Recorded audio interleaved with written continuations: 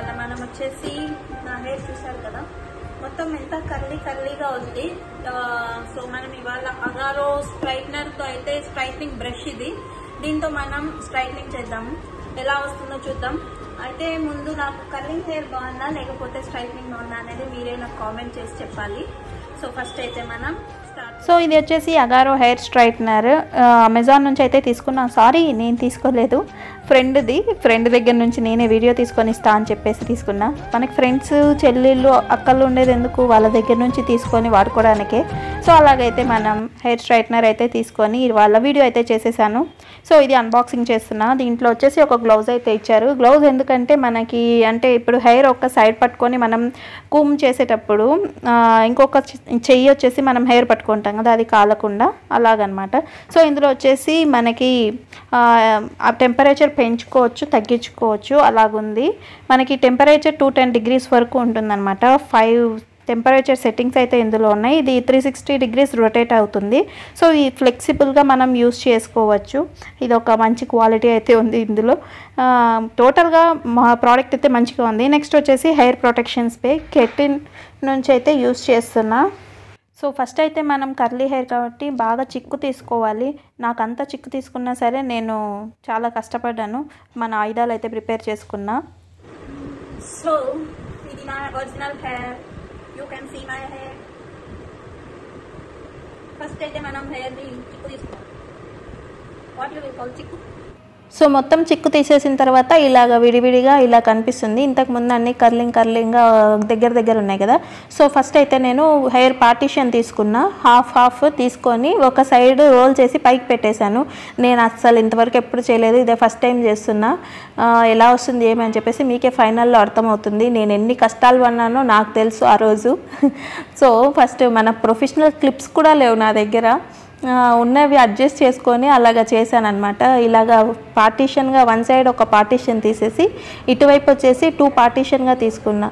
ఎంత ఇబ్బంది పడినానంటే, ఎంత పెయిన్ నాకు, అంటే ఎప్పుడు చేయలేదు కదా నా హెయిర్లో. మా చిన్నప్పటి నుంచి అమ్మ ఎప్పుడన్నా తల దూవడానికి దువ్వాన పెడితేనే నాకు అమ్మ నా వల్ల కాదని చెప్పేసి కోప్పడేదాన్ని. సో ఫస్ట్ అయితే నేను ఇలాగ హెయిర్ స్ప్రే అయితే చేసుకున్నాను.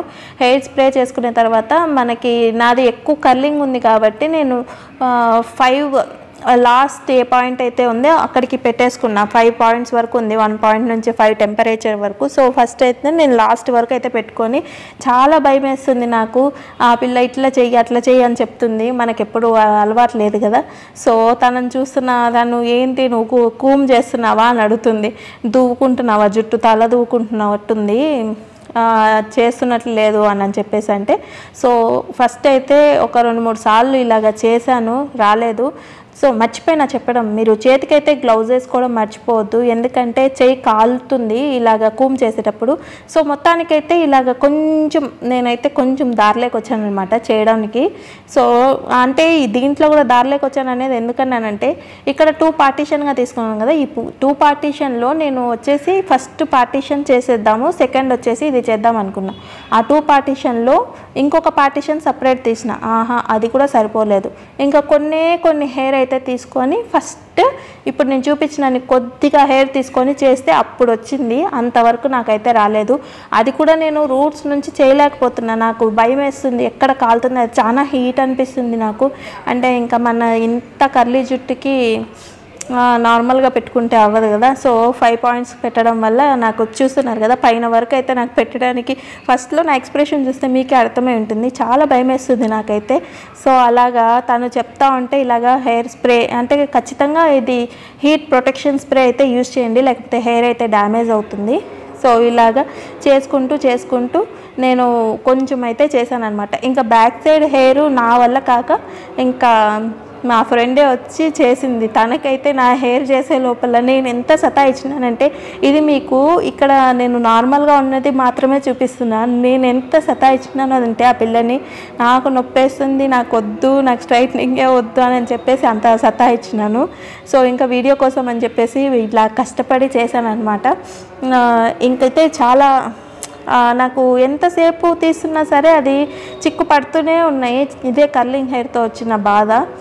సో మొత్తానికి ఫైనల్గా అయితే ఇలా చేస్తున్నా. మీరైతే పైన నుంచి చేసుకోండి ఎవరైతే స్ట్రైట్నింగ్ చేయాలనుకుంటున్నారో. సో మీరు ఇది ఎక్కువ రోజులు ఉంటుందని అయితే ఎక్స్పెక్ట్ చేయొద్దు. ఒక్కసారి హెడ్ బాత్ చేస్తేనే మొత్తం పోతుంది. సో మళ్ళీ వచ్చేసి హెయిర్ ప్రొటెక్షన్ స్ప్రే అయితే యూజ్ చేస్తున్నాను. ఒక సైడ్ అయిపోయింది కదా, ఇంకొక సైడ్కి మొత్తం వీడియో నేను పెడితే మీరు మొత్తం నవ్వి కింద పడతారు. అంత అమ్మా నాకొద్దు అని చెప్పేసి గట్టి గడుస్తున్నా. హెయిర్ స్ట్రైట్నర్ ఏ రూట్లో అయితే వెళ్తుందో అట్లనే నా హెడ్ కూడా వెళ్తుంది. సో ఇలాగ మొత్తం హెయిర్కి అయితే చేసేసామన్నమాట. నెక్స్ట్ అయితే మన ఫైనల్ లుక్ అయితే చూస్తాం. పాపం తనైతే చాలా కష్టపడింది. నా ఫేస్ చూస్తే మీకే అర్థమవుతుంది నాకు ఎంత పెయిన్ ఉందంటే. నాకు కంట్రోల్ చేసుకొని వీడియో కోసం అట్లానే కూర్చొని ఉన్నాను.